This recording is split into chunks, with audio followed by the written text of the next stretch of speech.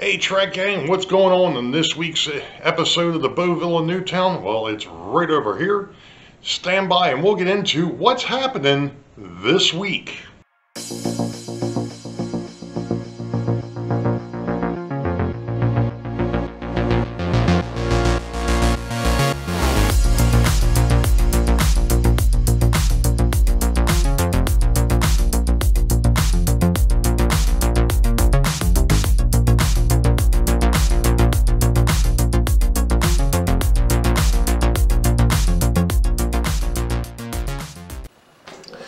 Well, hello Track Gang and welcome to episode 31. Happens to be October the 19th of 2024. This is episode 31 for 2024, and we're going to get into something a little different. Any of you that follow Opa Dodge know that he got a collection from another fellow model railroader. I don't think that this actually came from that, but he also just came back from Getz, which is the Great Electric Train Show over in Great Britain this past weekend, which has coincided with the Great Scale Model Train Show down here in Timonium. Anyway, he had gotten a bunch of Orient Express cars, and well, now you all know where this is headed. So, I have the Orient Express as well, but mine is a Bachmann, or at least I thought. Then I happened to remember when he mentioned on his Friday stream that the locomotive that he has, which looks a lot like this one, came from a French company called Jouef, which I'm sure I'm mispronouncing that, but okay. Now, one of the interesting things with this here too is and I think we talked about this in the past, guess what, this thing freewheels. That's because the tender has the motor in it. And I was about to run it, and I put it on the layout, and it wasn't running. So it's back at the bench, and I'm going to show you the intricacies of this crazy thing. But anyway, there you go. That's the name of the company. So, the thing of it is this set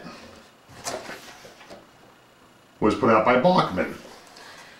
Now, my thoughts is that Bachmann could not get the rights to actually build the Orient Express. So what they did is, I guess in a partnership with Jouef, actually had them build the train and then ship it over here, and then of course Bachmann marketed it over here for the US market. Perfectly fine. What have you, whatever. That's great because, you know, I have a replica of the Orient Express. Now, this here is the sleeping car, otherwise known as a Schlafwagen, if you were talking in German, and I'm sure I mispronounced that, and Opa Dodge will probably correct me on that, but that's okay. The interesting thing with these cars is it's in English, it's in German, and on the other side of the car, I believe it's in French and Italian. So that's really, really cool. So there's not only one of those, there's actually two. So there's two Schlafwagens. I'll get it right eventually. Of course, my wife is upstairs probably laughing at me because she knows German better than I do. I took 1 year of German and didn't exactly do all that great with it. I can't even remember the numbers, much less anything else. Okay, so the next car is a dining car. I think this is just general dining. Because there is a first class dining car that came with the set, and it's a different color. I'm sorry, this is a Pullman, second class Pullman. And if you notice, inside there's these neat little lamps with lampshades. Now, I can remember back in the 80s when we got a hold of this set, my dad taking this thing apart and actually putting in, because they didn't send it with the detail parts on it, you actually, and that's what the instructions are for, you actually had to put all the detail parts on it. He also went ahead and put lighting into the cars, which was another unique little intricacy too. It's basically just skis and the wire to the lamp, and it's just a normal grain of wheat bulb that's up inside. I don't know where I think he may have gotten the lights from a place that, of course, those of us that are local remember Boeville Electronics back in the day. That, I think, is where the lights came from. But anyway, like I said, I can't show you the tender because the tender is back at the bench. So let's go back to the bench and I'll show you what's going on with it. So we'll be back. Okay, I can tell you that this thing is a pain in the Watusi. With the way that Jouef built this, and I've already gone to the liberty of taking it apart, but there's the motor. And of course it feeds the drive wheels that are underneath. Now the drive wheels, all four, because it's pickup on this end and drivers on this end, all four drive wheels have got traction tires, which the traction tires are fine. But what I found was, when I opened this thing up, which again was a pain in the backside, was that there was a whole bunch of old grease, which this thing hasn't been, I mean, I don't run this at all, and I should, or at least more often. It's the same thing I was telling Big John last night after we got done bowling. I said, you know, I really need to get my steam engines off the shelf out there and onto the layout and let them jog for a little bit, because I haven't done that recently. I probably haven't done that in at least 6-8 months.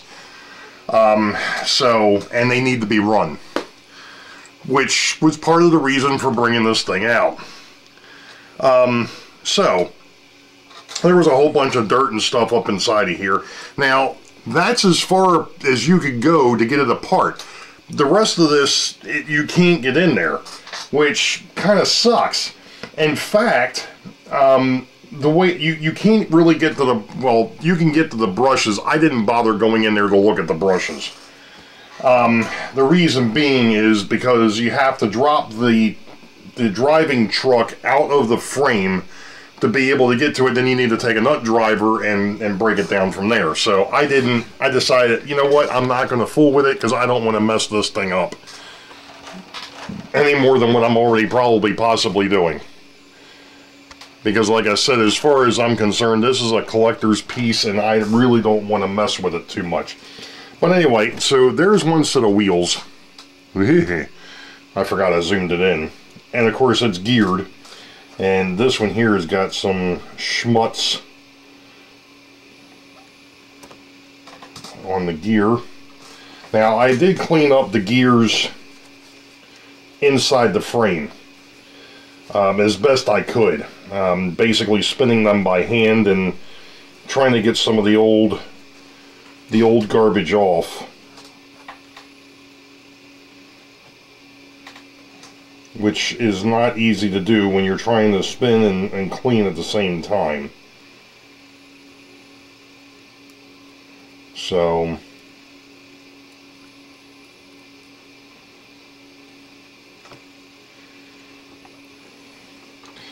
alright, that one there looks pretty good. Now this one here is the one that actually connects to the motor. So the motor drives this gear, and then this gear drives the other gears, which meet up with the other driver. And there is a whole bunch of schmutz on this one too.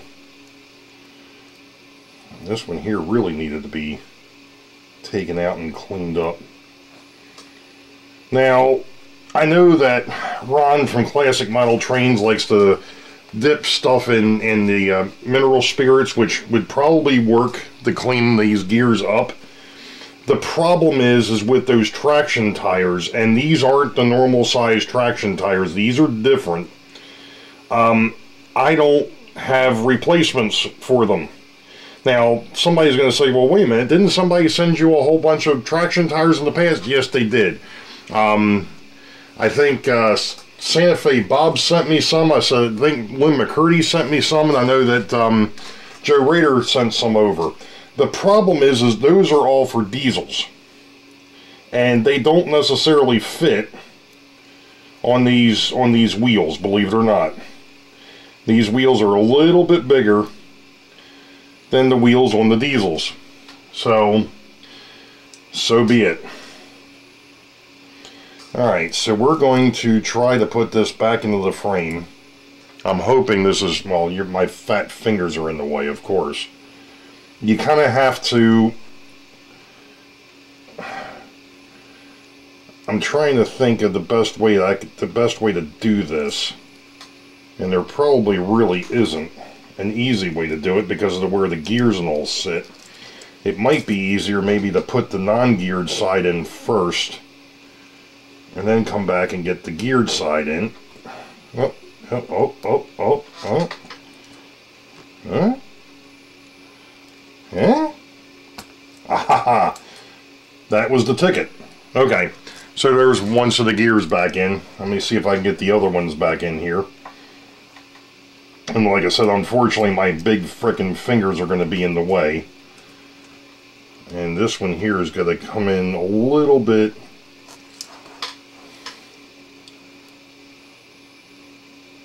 The biggest thing is you got to pry against the frame of the truck.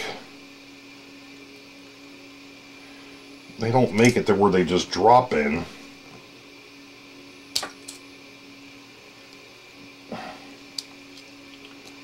That would be way too stinking simple.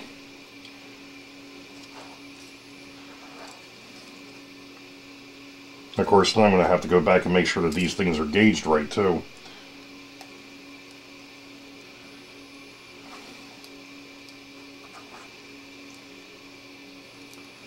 When I get done.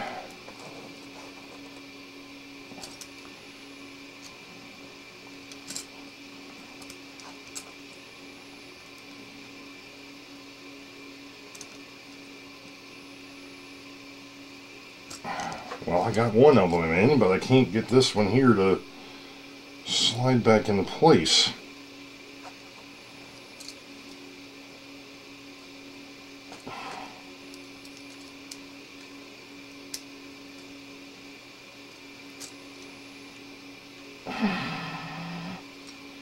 Why will that not snap back in there?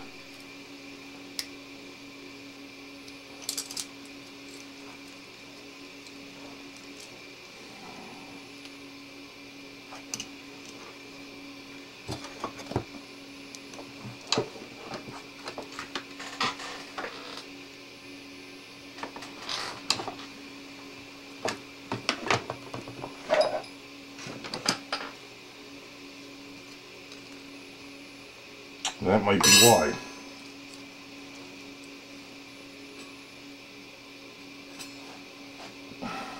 This thing is way out of gauge now.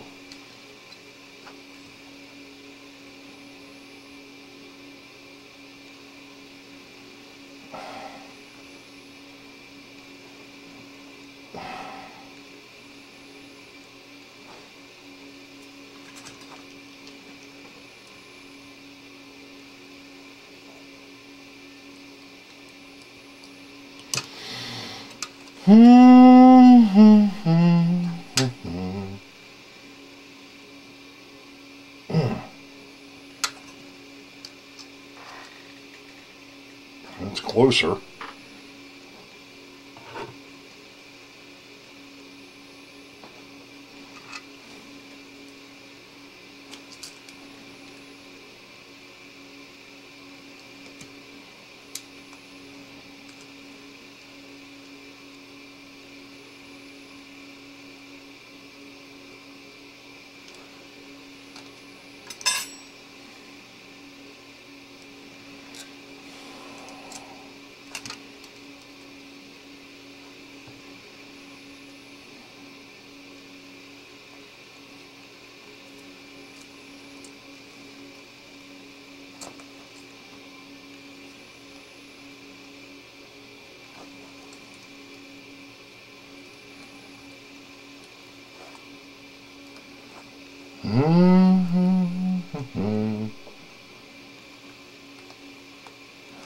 It's like you gotta come in at a particular angle here, and I can't quite get the angle of the dangle here.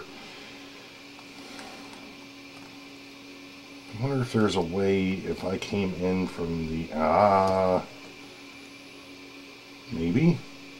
No, that didn't do it. I was hoping maybe if I came from the back side, I could slide past the gear and get it in there, but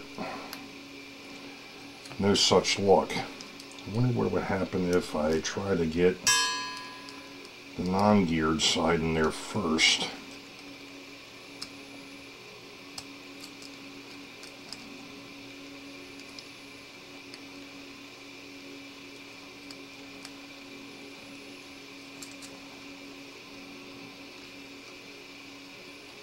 Boy, they certainly do not make this easy at all.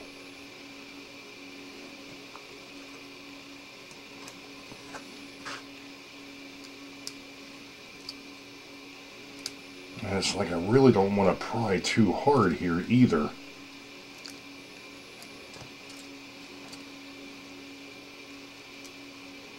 Now I got one side in, but I cannot get the other side to drop in here.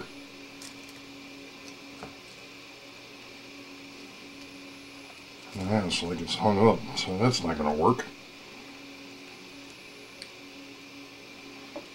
So you can't bring it in over top because it catches the gear. I wonder if I got this thing out of gauge again. And it's way out of gauge again.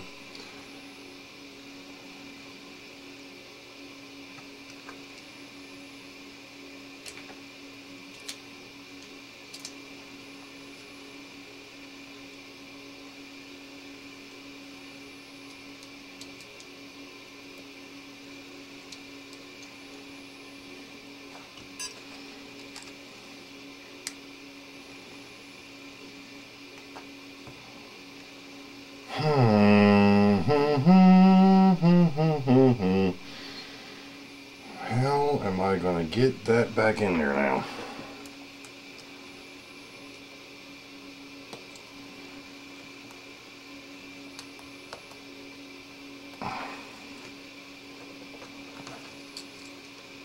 Well, I got it past the bar.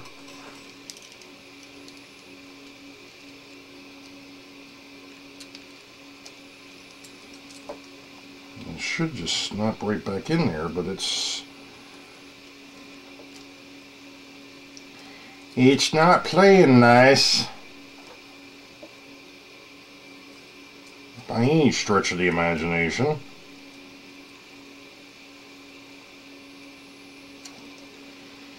the heck is holding this thing up from going back into place? Ah, got it. That's one side. And hopefully the non-geared side will get, there we go. Alright. Hey, we're back in business. Now I just gotta get the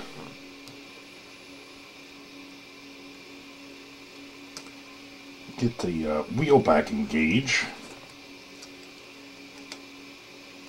That's not doing it.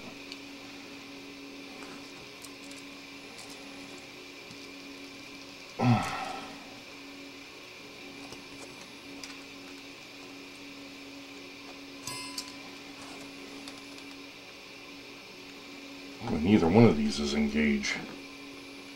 Engage!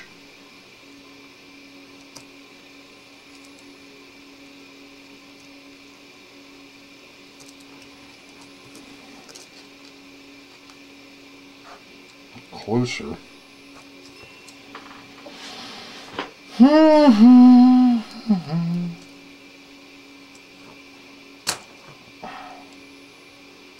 Yeah, I can see myself either breaking something here or jabbing this daggone screwdriver into my finger or into my hand.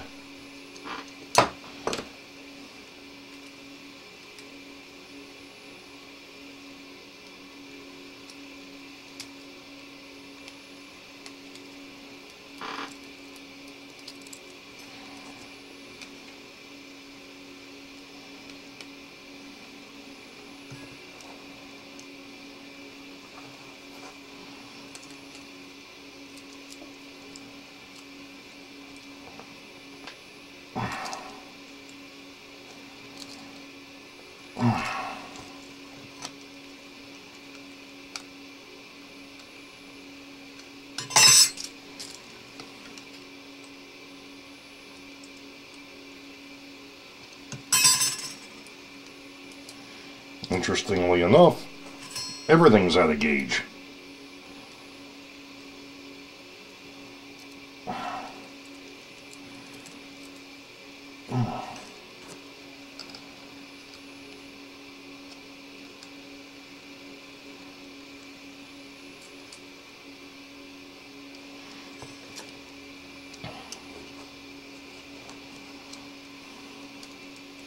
I really don't want to take these back out of here.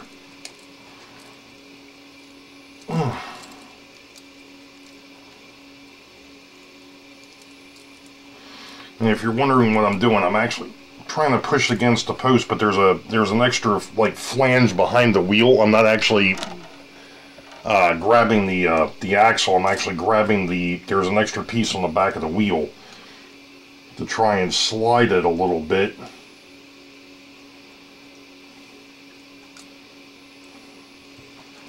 But you don't seem to be helping. I may end up having to take these daggone things back out of here and maybe pushing them against the bench, which is not something I really want to have to do.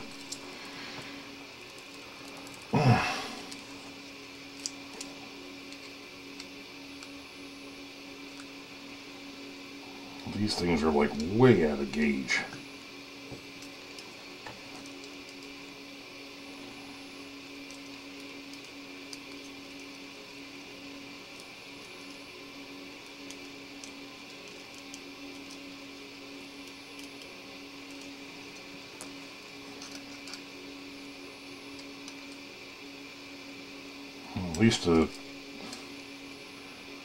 At least those are better, but this one here, these here are just out.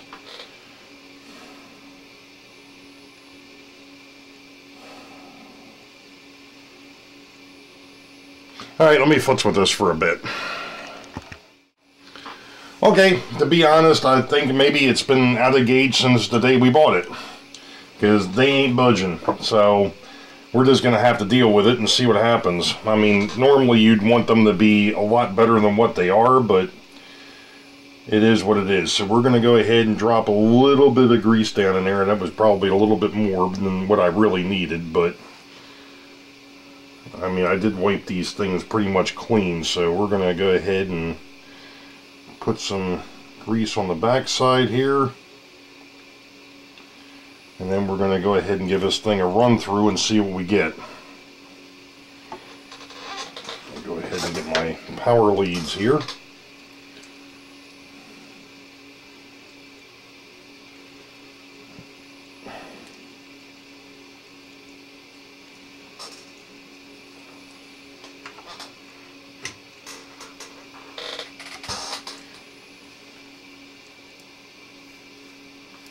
And of course, it would probably help if I actually had the... There we go.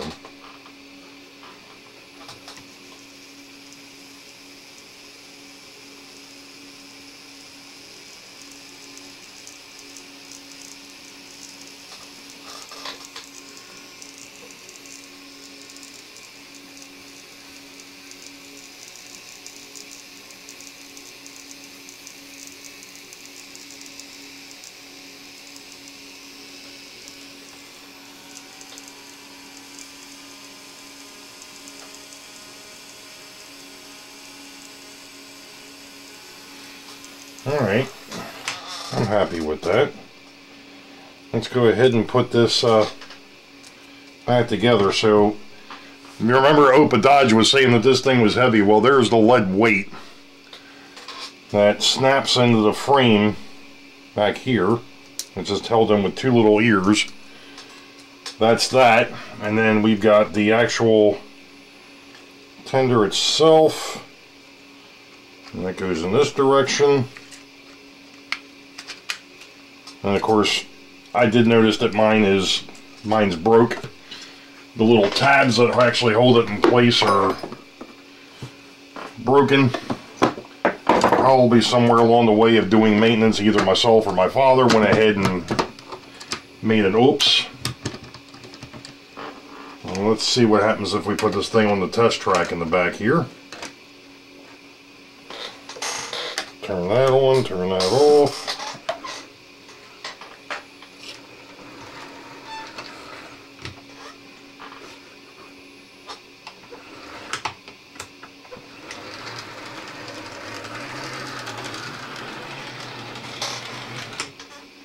I think the only thing I forgot to do is clean the wheels up. So that'll be my next part. And I had noticed the last time that I had forgotten to actually move the camera to where you could actually see this.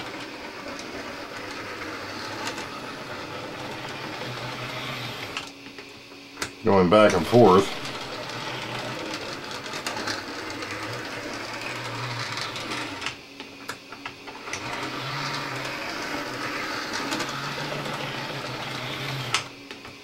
Seems like the more it runs, the better it gets. Okay. Well, let's take it out to the layout and see what we get.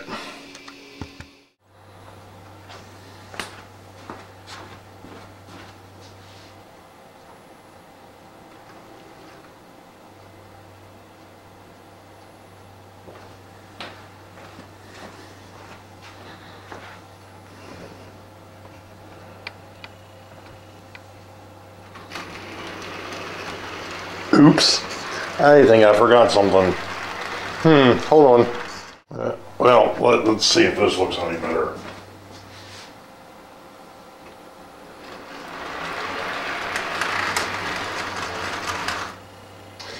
With the exception of the fact that it went in the direction it wasn't supposed to.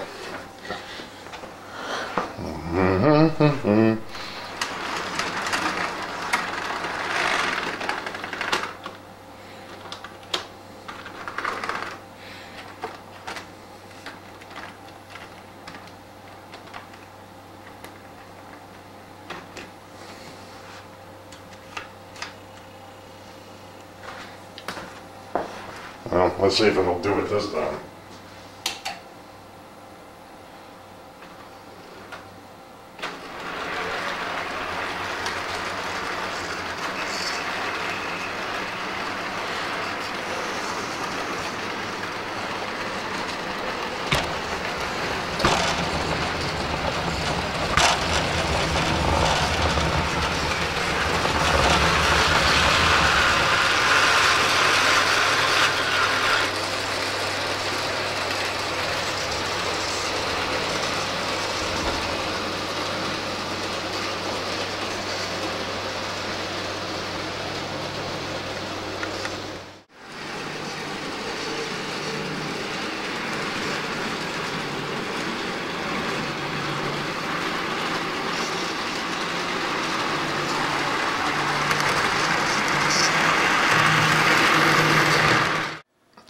Okay, Trollclone. Well, that was an interesting little ride with that. And of course, I had to show that, you know, it doesn't need the locomotive to actually run. It's pushed by the tender. That's going to do it for this week. Between the, I think, I'm not sure if I did that Southern Pacific on this one or if I did it on the last one. I'm terrible. Anyway, that's going to do it for this video. You all know the deal. Wait for the highball. Green tracks ahead. Reminder that this Sunday, Sidetrack Sunday, is going to be handled or be covered by Dave over at DB Tech. There's reasons for that, but basically right now I'm not going to get into all of that, so it is what it is. So you all know the deal. Wait for the highball. Green tracks ahead. Be safe. God bless. We will catch you all next time. See ya.